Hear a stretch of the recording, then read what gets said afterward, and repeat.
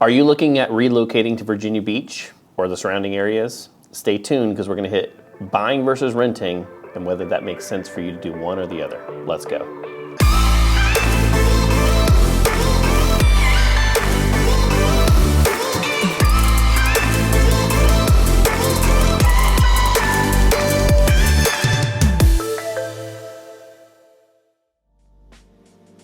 Hey, welcome back to the Living in Coastal Virginia channel. If you're new here, we talk everything live, work, play, good, bad, ugly of the 757, the coastal Virginia, Hampton Roads area. If you would like more content like this or you find this content useful, hit that little subscribe button down at the bottom, hit the little bell notification. It'll let you know when the new video drops, which comes out on Mondays and Fridays. I am a local realtor. My wife is a local lender. We work as a pair to help people make that transition nice and easy and smooth into the 757. We would love to help your family make that transition in or out of the area as easy button as possible. Our contact information is below or maybe over here, and give us a ring, shoot us an email, shoot us a text. We are the people that respond to those, and we would love to help you. All right, let's get into buy versus rent.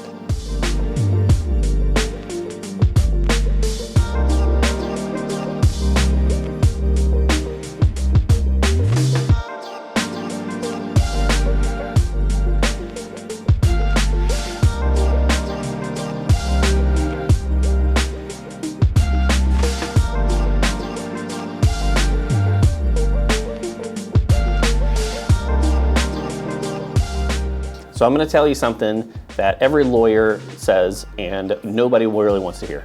It totally depends. What exactly are you looking to do? Are you going to be in the area for a long period of time? Are you bringing your family? Are you going to be single? You know, it's going to, there's so many factors that go into making this decision that I can't give you a strict yes or no. But what I'm going to try to do is give you a set of tools or thoughts or questions that you can kind of filter through and make a decision whether it makes sense for you and your family. First, if you're looking at relocating or PCSing to the area, what you could potentially look at doing is maybe hitting up a short-term rental of some sort. You have VRBO and Airbnb. There are some month-to-month rentals. And so maybe you use those as a tool to get into the area. Sometimes I've even had people that will offer, say, a yearly lease, say, hey, look, I know you guys are charging $1,600 a month. Can we pay you $1,750 to go month to month while we are looking for something something more permanent? Most landlords, although they are looking for something stable, are not going to turn down extra money. So that might be one of the tools that you can look for. Another one of the things I've done with my clients is what's called a lease buyout clause. It kind of sounds what it is, right? So effectively what you're saying is, hey, Mr. Landlord, I really want to stay at your place, but could I offer you, say, 1 month or 2 months extra rent on top of a 45-day or 60-day notice of going out of that lease to get out early. So let's say you find a home that you absolutely adore, but you have still 6 months remaining on your lease. This would give you the option, it's gonna cost you a little bit, but the option to tell the landlord, hey, we are looking at getting out, and you give them up to the date that you basically notice, and then you give them the extra money, and then you're able to move forward on that home. One of the things, is like a point number 2 here. A lot of times, let's say that you're moving into the area and you're kind of the investment mind frame. One of the things you can do, especially with a VA 0% down or 100% financing loan, is you could look at what I like to call your bread and butter properties. These are 3-bedroom, 2-bath, 4-bedroom, 2-bath. They're kind of sit right there in the median price range. And many times, especially with these historic low interest rates, you're going to be able to buy the house with very little out of pocket, even in today's market where it's very aggressively towards sellers. The likelihood is that all you got to do is cover your closing costs, again, which is going to be somewhere in the range of 2 to 4%, depending on loan product, debt to income, and all that type of thing.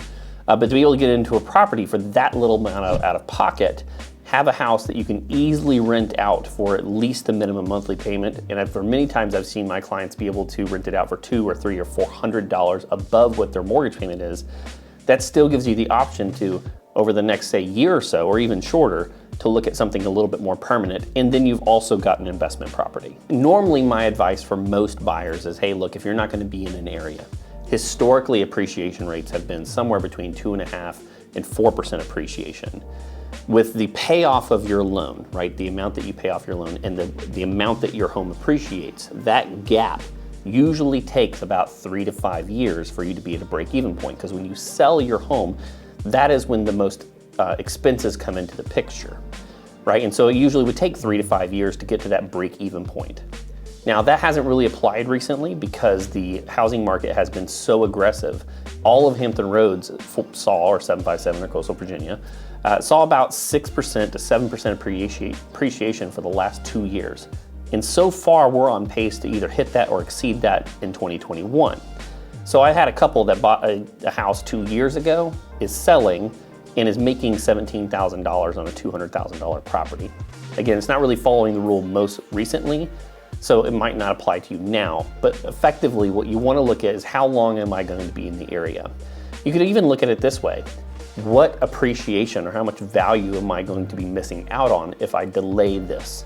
Right now, as of December 2021, we were basically at historic interest rate lows.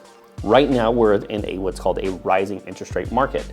The more that you wait, going from 3.5% to 4.5% appreciation on, say, a $350,000 loan could be the difference between $100 or $200 or maybe even $300 extra a month, increasing that interest rate and waiting, basically delaying a year. So that might be something you need to consider. All right, so let's hit on that low interest rate thing one more time. One of the things that you could potentially do, again, if you get that lease buyout clause, I almost always advise my clients to start that home search process really early. Now, whether that's with me and we sit down on a Zoom call or face-to-face here in this lovely office and go over what those steps and those processes look like, or you start the process with the lender early. I usually say, hey, start the conversation with the lender first. Again, that's usually my wife, because you may have some things lurking in the financial closet that you don't know about. Most people, unless they're paying really strict and close attention to their credit score, may have a claim or something on there that shouldn't even be on their credit report, which can hurt you. If you're able to dispute that, or let's say improve maybe your debt to income ratios or pay down that credit card bill, you may be able to increase your credit overall, which will take you from one credit profile to the next, which could be the difference between an eighth or a quarter of a point. That's maybe, again, $50 to maybe even $200 a month, depending on the price range you're looking at. One of the ways to think about that is if, let's say, that your foot was hurting you, didn't know really what was wrong with it, you would go to the doctor, right? And you go to the doctor say, hey, you've got this thing going on, we're gonna have this surgery or this type of medication or whatever it was, and they give you a plan to move forward to get to a healthy place. Your financial situation is almost exactly the same. You don't know how to get to point B if you don't know where you're at. So you have to define where you want to go and where you're at to be able to define a legitimate path forward. That's what that lender conversation is basically about. Where am I at? Where do I want to be? And how do I get there? So I generally advise, even if you just don't know, nothing is going to hurt you by starting that process early. If you'd like to start the conversation early with my wife, all of her contact information below, or right here is Sean. Well, Sean put it like right there. Two more things I think that are worthwhile, talking about when looking at, if I'm moving here, should I rent, should I buy? One of those is going to be down payment. Now, nothing against my boy Dave Ramsey. I think the man has done a world of good for many, many folks. But one of the things that I like to think about is Rich Dad, Poor Dad, Robert Kiyosaki. And so I'm kind of balancing the two philosophies of money here. And so you might be looking at, say, 20% down, and you want to wait until you have that 20% down. There's nothing wrong with that. Getting rid of as much debt as possible is not going to hurt you at all. But if you are doing a strict analysis of how far my money is going to go, you may want to look at putting the least amount down, say a 3% conventional down versus 20. Yes, Dan, but I'm going to be paying, PMI. Yeah, I get that. What is that PMI costing you versus the cost of what that money could be doing for you otherwise? So that 17%, the 3% down versus the 20%, you have 17% money. What would that 17% on a $200,000 property invested in whatever you're getting historically, let's say in whatever investment you understand? I'm a big fan of Warren Buffett, invest in what you understand. Let's say that you're getting a 12% return. Is that 17% invested at a 12% return making you more money than what it's costing you in PMI? Again, I'm not a financial advisor. I'm not trying to play one on TV. But it's something that you should consider, maybe talk to your tax consultant or your wealth advisor about. Lastly, I'm gonna cover what I call ROI versus ROL, okay? ROI, return on investment. ROL, return on life. There are plenty of reasons to rent versus buy. Sean and I were actually just talking about this. We came from a listing tour that we were doing, and the idea of emotional reasons to do things versus pure logical reasons to do things. I don't like having someone tell me that I can't change the colors. I don't like someone telling me I can't change out the countertops. I don't like someone telling me my rent's going up, or that I can't have a certain breed of dog, or that my mother-in-law can't come in town for 2 weeks. I hate your mom. Well, guess what? I hate you! Those are emotional reasons to not choose renting versus buying. When you buy, other than homeowners associations or property associations, it's your property, and you have a fixed interest loan, which means, for most people, which means that your payment's gonna stay the same forever, right?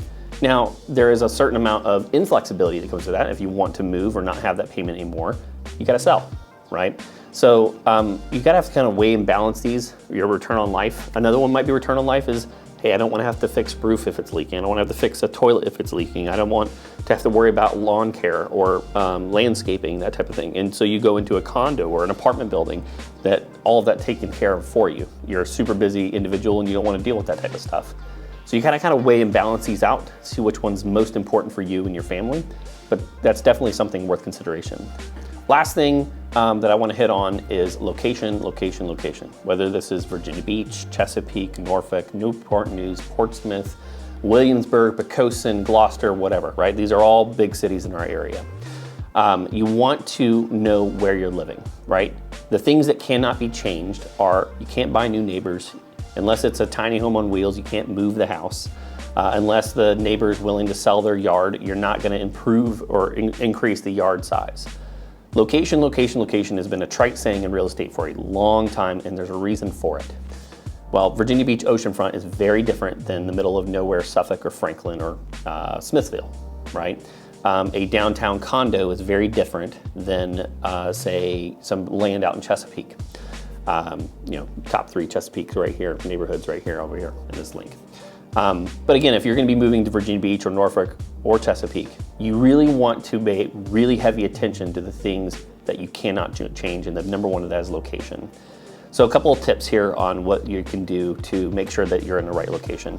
Go to Google Streets. This may sound silly, but you can go down there and you can literally walk down the street. Maybe Sean will show us walking down the street here and see, are there cars parked in the lawn? Do people take care of their homes? Are there boarded up windows? Are there people out walking their dogs? Is there kids outside riding their bicycles in the street? All of these things might be indications of an area that you are more or less comfortable with. And so if you're new to the area and haven't been here, that might be a good way to do it. Another one is the Trulia Crime Map. I wish that we had one for our own personal app, but for now, this is the best tool that I've found that can give you an indication of what crime is like. It's a heat map, and a heat map basically shows the darker it is, the bit more concentration, the lighter it is, the less concentration. And so what you'll see on here is, hey, this area has a concentration of crime. Let's say that's over, say, a shopping mall. Well, you might see things like petty theft and larceny and auto theft and that type of thing. So it'll just give you an idea of what's going on in the area. But let me just say this, nothing replaces actually driving a neighborhood. You want to go out there and you want to check it out. You want to drive the area, say, on a Wednesday night, a Friday night, a Saturday morning. Because if you're going to choose to live there, and especially if this is going to be a forever home, a long-term home, I want you to love where you live. And the only way you do that is by actually getting out there and getting a sense of the neighborhood and what it feels like to you. Your gut benefits from tens of thousands of years of evolution. Trust that bad boy, get out there, drive it, and listen to what it tells you. So if you're looking at relocating to Virginia Beach, Norfolk, or Chesapeake, any of the surrounding cities, I hope you found this helpful. If you'd like to see more content like this, you can go over to the subscribe button, hit that, hit the little bell notification. If you do me a huge favor, it means the world to me, hit the like button. It lets me know that I'm putting out good content. And then if you are moving to the area and you need someone that is an easy button for real estate, that's what we do day in, day out. We have people that reach out to us because of this channel They find this content helpful, and we're helping them every single day. Send us a text message, an email, any of those works great. We are the people that respond to that. We'd love to help you and your family. Until next time, take care.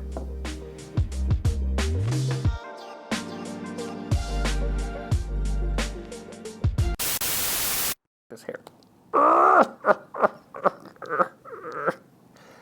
Whew! Ah, it was deep. I hit record just in time. That was plugged right into the brain, man. That was a